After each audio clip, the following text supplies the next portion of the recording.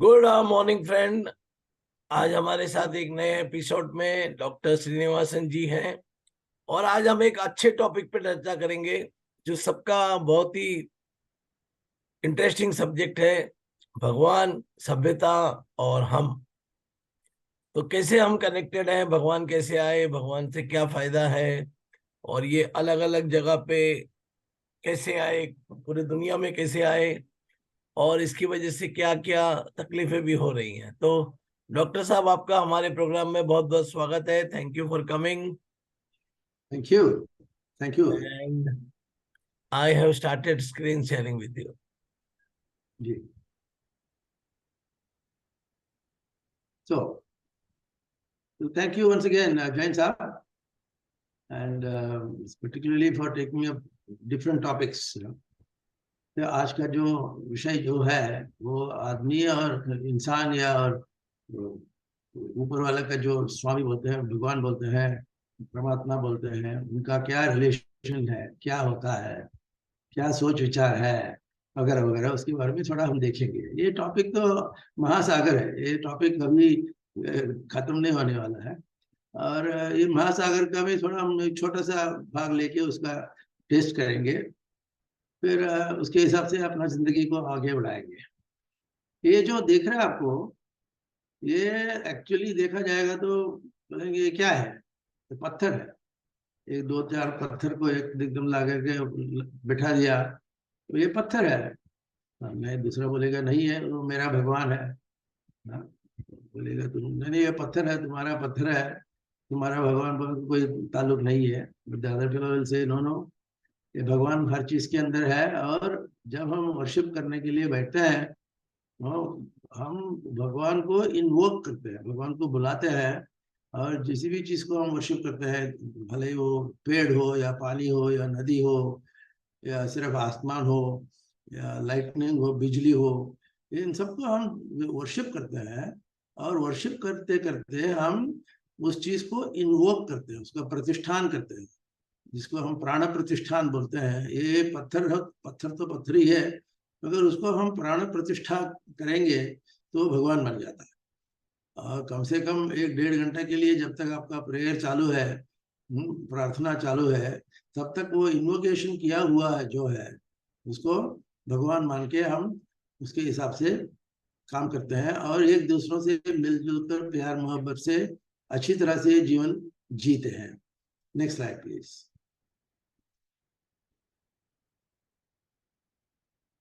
जब इंसान ने अकेला प्रेयर की शुरुआत की है, शुरू में तो सभी इंसान तो अलग अलग ही होते थे, अकेले ही होते थे, कोई सोसाइटी समाज नहीं बना।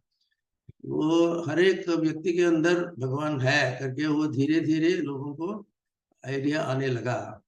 फिर उन्होंने कहा कि भाई चलो हम मिलजुल के प्रार्थना करेंगे, मिलजुल के उस शक्ति को हम बुलाएंगे, इन्वोक करेंगे या प्राण प्रतिष्ठान करेंगे जो अपने लिए प्रोटेक्टिव होगा, वो आपको रक्षण करेगा वगैरह वगैरह।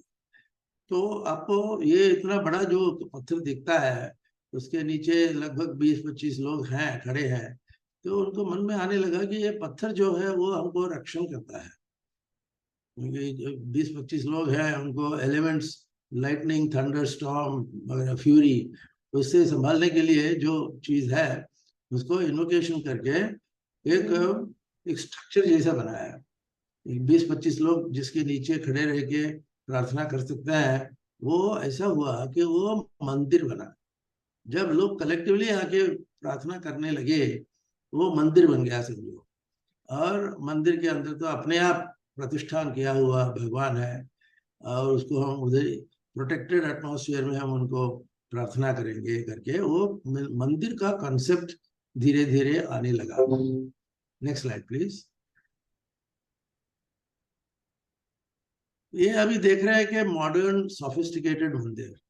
ये आपको मालूम है कि अमृतसर में गोल्डन टेम्पल का जो व्यवस्था है, जिसमें हजारों लोग आते हैं, प्रार्थना करते हैं, लंगर में एकदम बैठ के खाना खाते हैं और अच्छी तरह से बात करके फिर सुनते हैं, सुनाते हैं। ये बड़ा सोफिस्टिकेटेड मंदिर हो गया। और अभी सिर्फ एक देश में नहीं, बहुत बहुत सारे देशों में ये आपको देखने को मिलेगा। अमृतसर तो उसका हेडक्वार्टर्स है, मगर ये आप अभी न्यूयॉर्क जाइए या और कहीं कहीं भी जाइए, लंदन जाइए, फ्रांस में पेरिस जाइए, हर एक जगह पर आपको ये स्ट्रक्चर का एक प्रतीक आपको दिखाई देगा। एंड उसको हम प्रार्थना करेंगे, ताकि हम ऐसा भगवान की प्रार्थना करते हैं उसी हिसाब से वो मंदिर को प्रार्थना करेंगे। मंदिर के अंदर भगवान है, भले वो किताब के रूप में हो या पत्थर के रूप में हो, या सिर्फ एक दूसरों से प्यार मोहब्बत से रहना का वो तरीका हो, वो सब सोफिस्टिकेटेड बन जाता है। तो हमें देखना है कि फ्रॉम वन सिंगल स्टोन, अकेला एक पत्थर है, उससे धीरे धीरे धीरे सदियों से लेकर के एक मन के अंदर भक्ति भावना जो है, जिसको हम डिवोशन बोलते हैं, वो पैदा होता है। और धीरे धीरे वो भक्ति भाव इतना पक्का हो जाता है, तगड़ा हो जाता है, अच्छा होता है, मगर धीरे धीरे नकारात्मक एलिमेंट भी आने लगते हैं। 10 लोग आ गए और 11 आदमी को गाली देने का शुरू, उसके पीछे ऐसा धीरे धीरे मनुष्य जीवन का नकारात्मक जीव जो है वो भी बढ़ने लगा। उसको संभालने का एक बड़ा काम है, और अच्छा और बुरा दोनों का बैलेंस रखे, उसका संभाल के जीने का काम है, वो मंदिर वालों का है। और भगवान ये पत्थर के नीचे हो या मंदिर के नीचे हो, ये दोनों का अच्छा और बुरा दोनों को मिश्रण करके, दोनों को बैलेंस करके जिंदगी जीना, वो रिलीजन का बड़ा इंपॉर्टेंट एस्पेक्ट बन गया। रिलीजन बोले तो जब लोग इकट्ठे होकर प्रार्थना करते हैं, वो रिलीजन होता है। और रिलीजन के साथ साथ कल्चर भी शुरू हो जाता है। आप बोलेंगे इस मंदिर के अंदर आप ये फलाना चीज कर सकते हैं, फलाना चीज नहीं कर सकते हैं, फलाना चीज बोल सकते हैं, फलाना चीज नहीं बोल सकते, वगैरह वगैरह। वो रूल्स एंड रेगुलेशंस आने लगे, वो फिर रिलीजन बना। वो तो उसके हिसाब से आगे वाला जो बुरा बुरा हो या अच्छा हो, वो प्रोग्रेस होता रहता है। Next slide please.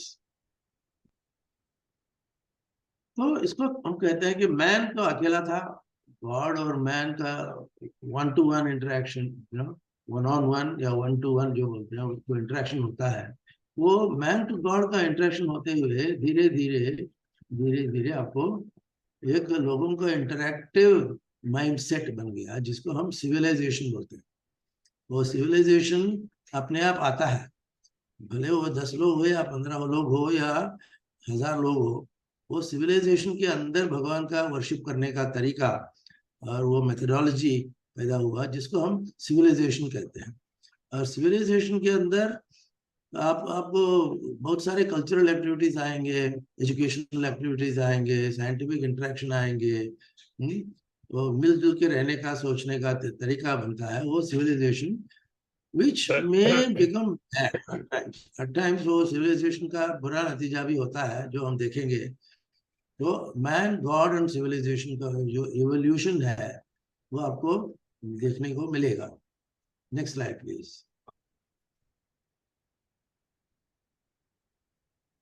तो religion and world civilization, they are interconnected. अभी इस दुनिया में कहीं भी एक जगह ऐसा नहीं है जहाँ पे रिलीजन है मगर सिविलाइजेशन नहीं है, या जहाँ पे सिविलाइजेशन है मगर रिलीजन नहीं है। ऐसा नहीं हो सकता, क्योंकि religion and civilisation are the two sides of the same coin. एक ही नाणे का आगे पीछे का दो दो साइड है, वो रिलीजन और सिविलाइजेशन होगा। और एक निकल गया तो दूसरा अपने आप गिर जाएगा, वगैरह वगैरह। तो थोड़ा हम धीरे से देखते हैं उसे, मगर मामले कॉम्प्लिकेटेड हो गया। 4000 5000 साल ये मामला चलता रहा, और more and more complicated things come, but many more and more good things also come, good and bad. वो देखते हैं जरा। Next slide please. ये आपको देखा देगा कि अपने ही भारत देश में इंडस वैली सिविलाइजेशन जो बोलते हैं, इंडस बोले तो नदी का प्रवाह है वो, जैसे गंगा है और यमुना है वगैरह। वो इंडस करके वैली जो है, वो जो अभी पाकिस्तान के अंदर है, मगर वो उसका ओरिजिन हिंदू धर्म का ये लेके बेसिस लेके ही आया हुआ है। और इंडस वैली के अंदर जो सिविलाइजेशन बना, काफी तगड़ा रहा। और वो 5000 साल पहले की बात है, या 10,000 साल भी हो सकता है, वहां पे धीरे धीरे रिलीजियस बिलीफ्स आने लगे। तो आपको एक मन का दृढ़ता, ऐसा किया तो ऐसा अच्छा होगा, ऐसा किया तो अच्छा नहीं होगा, ये करना चाहिए नहीं करना चाहिए, वगैरह वगैरह। वो बिलीफ्स एंड वो बरियल का सवाल आ गया पहले कि ये एक आदमी, समझो एक व्यक्ति का मरण मरण मरण हो गया, तो उसको कैसा डिस्पोज ऑफ करना है, वहां से एक रिलीजन शुरू हुआ। वो बरियल के लिए उसको, जिसको वो वैली में उसमें डाल के ना, उसमें बॉक्स में डाल के कॉफिन के अंदर, वो एक प्रकार का मैनिफेस्टेशन के जैसा आप उसको मरे हुए आदमी को, प्रेत को रिस्पेक्ट देके, ऐसा नहीं कि मरा हुआ है करके आप उसको फेंकते नहीं है, मरे हुए होते हुए भी वो उसको रिस्पेक्ट देते हैं, उसको पूजा करते हैं। और एंसेस्ट्रल वर्शिप इस प्रकार से शुरू हुआ। मतलब जब आप अपने घर के लोगों के साथ बर्ताव करते हैं, नमस्कार करते हैं, ऐसा ही वो मरे हुए आदमी को भी हम नमस्कार करते हैं, क्योंकि वो एक डिसिप्लिन बन गया। ऐसा नहीं समझो कि आदमी मर गया करके उसको प्रेत को लात मार के बाहर भेज दें, ऐसा नहीं है। क्योंकि अपने ही मनुष्य रूप में वो भगवान आता है। भगवान भले वो लाइव और डेड, वो बरियल के एक बड़ा रिचुअल जो है, जिसको आप देख सकते हैं इंडस वैली सिविलाइजेशन में, वो उसके साथ साथ जीने का तरीका और मरने का तरीका भी सब रिचुअल्स होने लगे, अभी भी है ना। फॉर एग्जाम्पल, अभी आप चाइना में जाएंगे और हांगकांग में जाएंगे और जापान में जाएंगे, वहां पे dead people have their own temple, और लाखों रुपया खर्चा करके वे लोग टेम्पल खड़ा करते हैं। और वो टेम्पल के अंदर कुछ नहीं होता, एक्सट्रीमली सोफिस्टिकेटेड मॉडर्न टेम्पल बनाते हैं, मगर उसके अंदर सिर्फ वो मरे हुए आदमी का एक स्पिरिट है, ऐसा माना जाता है। और वहाँ पे एक कल्चर का एक आधार शुरू हो जाता है। वो culture, whether you are alive और यू आर डेड, कल्चर चालू हो गया, ऐसा समझ लो। और ये डिसिप्लिन लाता है। More such things you have, more discipline you have, आपका मन का कंट्रोल अच्छी तरह से रहता है। मतलब वो मन कंट्रोल करने के लिए you have to have the belief in faith in living people and also in dead people, their souls. Dead people बोले तो उनका जो आत्मा जो है, वो अपने आपके शरीर के अंदर या बाहर या नजदीक रह के आपका बिहेवियर को कंट्रोल करता है। वो it's a very important belief. और अपने ही हिंदू धर्म में भी ये है कि हम हर महीने को एक श्राद्ध मनाते हैं। जो अपने इस दुनिया से निकल गए, अपने ही पूर्वजों का जो रहने का जगह था, वो निकल गए, उसको फिर हम नमस्कार करते रहते हैं। हर एक महीने के अंदर या हर एक 6 महीने के अंदर, कभी कभी हर एक हफ्ते के अंदर, वो नमस्कार करने का जो रिचुअल है उसको हम श्राद्ध कहते हैं। श्राद्ध बोले तो living people and dead people working together and praying to create a disciplined atmosphere. वो सब कहाँ से शुरू हुआ? इंडस वैली से शुरू हुआ। और कोई लोग बोलते हैं कि इंडस वैली से पहले ही था, वगैरह वगैरह। वो कंट्रोवर्शियल है, हमें इन्वॉल्व नहीं करना है। मगर हमको एक समझना चाहिए कि अपने ही पूर्वजों ने एक प्रोसीजर ले डाउन किया है। वो प्रोसीजर को आप संभालते जाएंगे तो अपने आप उसको एंसेस्ट्रल वर्शिप आएगा, अपने पूर्वजों का नमस्कार करना, और हर महीने में उसको अलग अलग तरीके से इन्वॉल्व करना, प्रार्थना करना, वगैरह। तो this is a system that is evolve and this system is not going to go away. अभी भी आप बोलिए, सुबह उठ के संध्या करते हैं, संध्या वंदनम बोलते हैं, जो सुबह और शाम को जो सूर्यास्त या सूर्योदय हो, वहां पे आप प्रार्थना करते हैं, जिसको हम संध्या वंदनम बोलते हैं। वहां पे ट्वाइलाइट में आपके पूर्वजों का आत्मा भटकता रहता है, ऐसा एक बिलीफ है। और एक हर एक महीने के अंदर उसका प्रोसीजर भी कॉम्प्लिकेटेड होते हैं, मगर डिसिप्लिन आता है इस समाज में। एवरी अल्टीमेटली रिलीजन बोले तो विदाउट डिसिप्लिन रिलीजन है ही नहीं। रिलीजन नहीं है तो रिचुअल नहीं, कोई लाइफ ही नहीं, जिंदगी नहीं है। तो ये सबको इंटीग्रेट करके पूजा प्रार्थना करना है, ये रिलीजन। और मैन रिलीजन, उसके ऊपर सिविलाइजेशन बनता है, जीने का तरीका बनता है।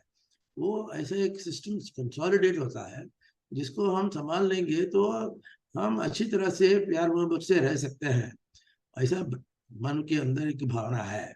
Next slide please. अभी ये सब चीज अच्छे हैं, मगर रिलीजन के नाम पे झगड़ा भी होता है। धर्म के नाम पे झगड़ा भी होता था, होते हैं और होते ही रहेंगे। जो झगड़ा वो कभी बंद नहीं होगा। सबसे पुराने वाले बात है करके जिसको हम क्रूसेड बोलते हैं। क्रूसेड बोले तो there is a war between Christians and Muslims. Christians and Muslims के बीच में एक झगड़ा, युद्ध शुरू हुआ। वो लगभग 1000 साल चला।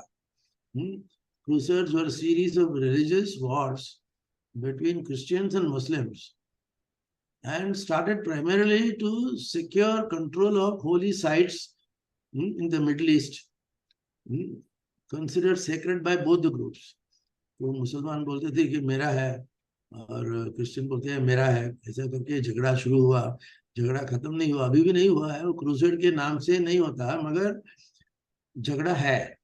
जैसा हम रोजाना देखते हैं, सुबह उठ के देखते हैं तो बॉम्ब फेंका जाता है, लोगों को मारा जाता है। वो सब part of continuing crusade. Crusade will continue. How to keep it under control is the issue. अब तक का 8 प्रकार के क्रूसेड आ चुके हैं और आएंगे।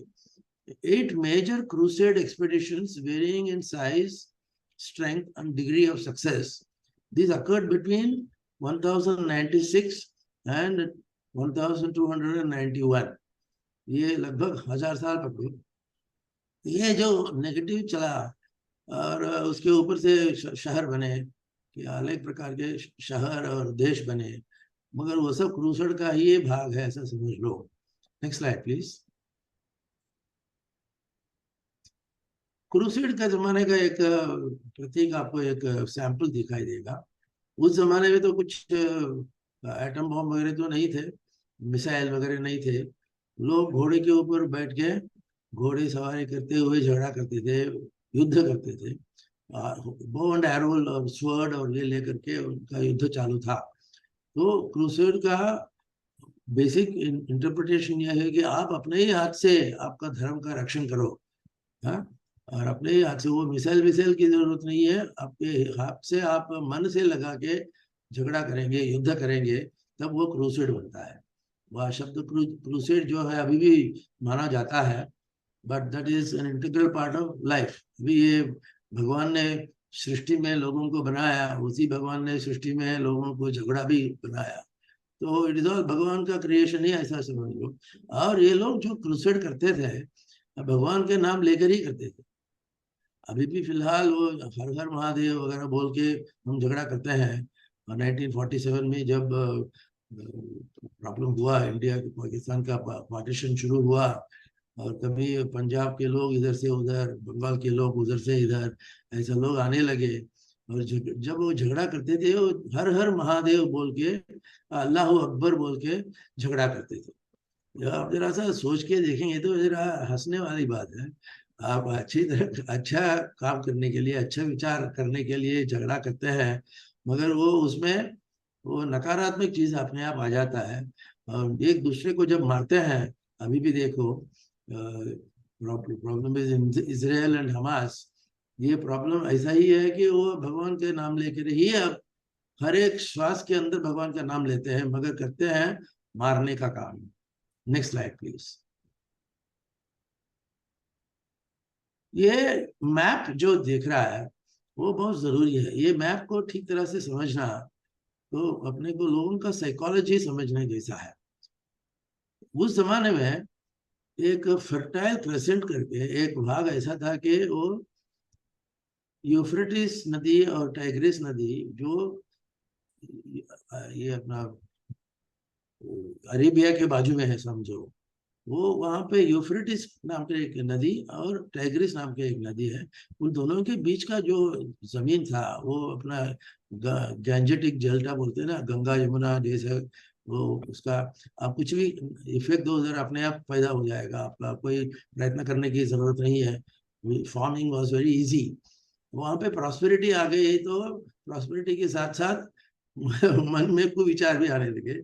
आप देखते हैं इसको, आप पोटेमिया बोलते हैं, मीसो बोले तो इन बिटवीन, और in between two reverse, one is Euphrates river, another is Tigris river.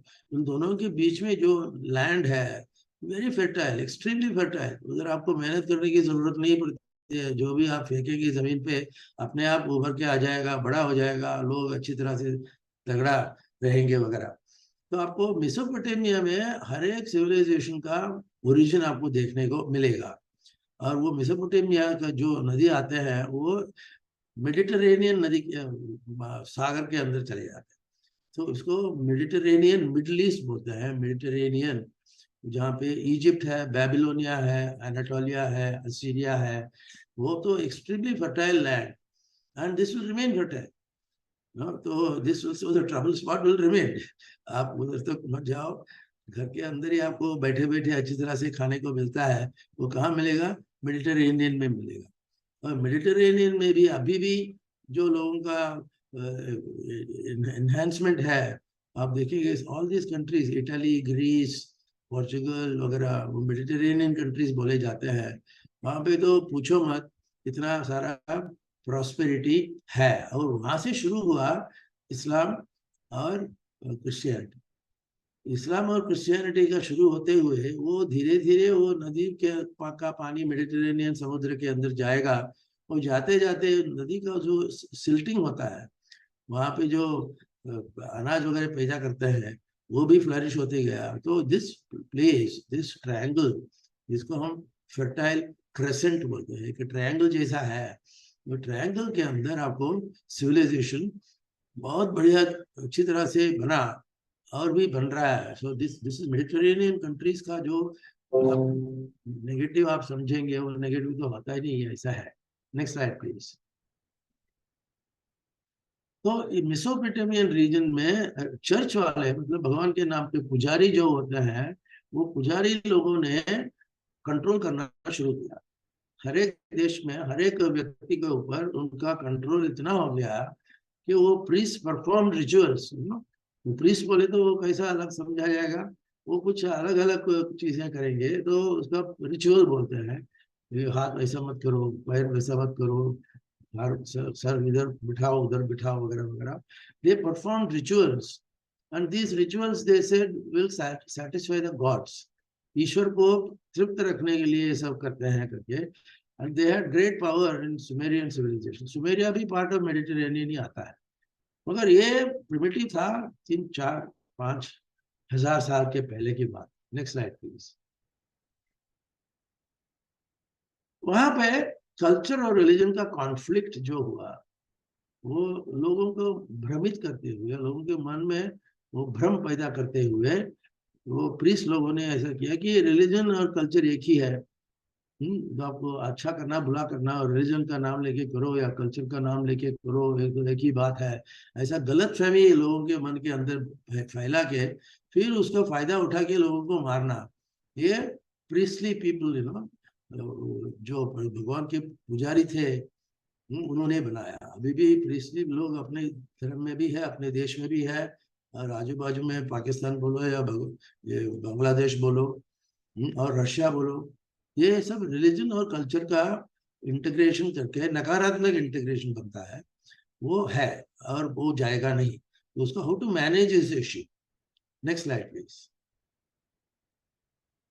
तो ऐसे जनरली बोला जाता है कि भाई रिलीजन और पॉलिटिक्स को मिक्स मत करो। बोलने के लिए ठीक है, मगर ये बोलते बोलते even before you close your mouth, वो रिलीजन पॉलिटिक्स में घुस जाता है, पॉलिटिक्स रिलीजन के अंदर घुस जाता है, वो है। सो इसमें why are we seeing all this thing? You have to realise, भाई आप रिलीजन के नाम पे पॉलिटिक्स या पॉलिटिक्स के नाम पे रिलीजन करना कैसे भी करके आप बंद करो। नो राइट टर्न दिखाई देता है, और ट्रैफिक सिग्नल पे नो राइट टर्न बोले तो नो राइट टर्न। आपको अभी भी जो फरमाइश है लोगों का, रिलीजन को इधर डालो, पॉलिटिक्स को उधर डालो, उससे वंचित रहना, उससे दूर रहना, उसको संभाल के वो ब्लेंड जो होना है, ह्यूमैनिटेरियन ब्लेंड हमें देखना है, वो सब हमें देखने को मिलेगा। मगर इसको पॉलिटिक्स बोलो या कल्चर बोलो, रिलीजन बोलो, कुछ भी बोलो, मगर ये मिश्रण है और रहने वाला है। Next slide please. और अपने भारत देश में एक कहानी पहले वाला स्लाइड में जाना। ये जब हम देखते हैं कि अहिंसा परमो धर्म, आप कुछ भी बोलो, धर्म के नाम पे आप हिंसा हिंसा मत करो, मारपीट मत करो, खून खराबा मत करो। जैसा आप अच्छी तरह से जीने के लिए आप ब्लडशेड नहीं चाहते हैं, तो कहीं भी आपको तकलीफ हो गई समझो, वी डोंट वांट ब्लडशेड, बोलते हैं अरे यार झगड़ा मत करो इतना, हैदराबाद हो या मेसोपोटामिया हो या कोई भी हो, वी डोंट वांट हिंसा। आप आर्ग्यूमेंट करो, वर्बल बकवास करो, मगर हिंसा मत करो। ये इसको हम एक नया रिलीजन, नया धर्म समझेंगे। अहिंसा परमो धर्म, सभी धर्मों से परम उच्च धर्म जो है वो अहिंसा है, जिसको महात्मा गांधी ने अच्छी तरह से लोगों के सामने रखा, और अहिंसा लेकर के उन्होंने ब्रिटिश राज्य को भी खत्म कर दिया। मतलब उनका एलिवेशन जो था वो अहिंसा के थ्रू उन्होंने मैनेज किया है। तो अहिंसा परमो धर्म, ये अपने पर्सनल लाइफ में भी ला सकते हैं। अभी हर एक घर के अंदर, हर एक गली गली के अंदर अपने को हिंसा देखने को मिलता है। बोलेंगे ऐसा कैसा कैसा, मगर है मतलब हिंसा जो है, गांधी जी का कहना यह था कि हिंसा मन के अंदर है। ये हिंसा आपको बाहर देखने को नहीं मिलेगा। ये मेंटल हिंसा जो है, जिसको जिमी कार्टर ने भी एडमिट किया कि भाई आपको मन से जो वायलेंस जो है वो पहला निकालो, फिर अपने आप बाकी का वायलेंस आपका धीरे धीरे कम होता जाएगा। इसलिए उन्होंने क्या किया, अहिंसा परमो धर्म।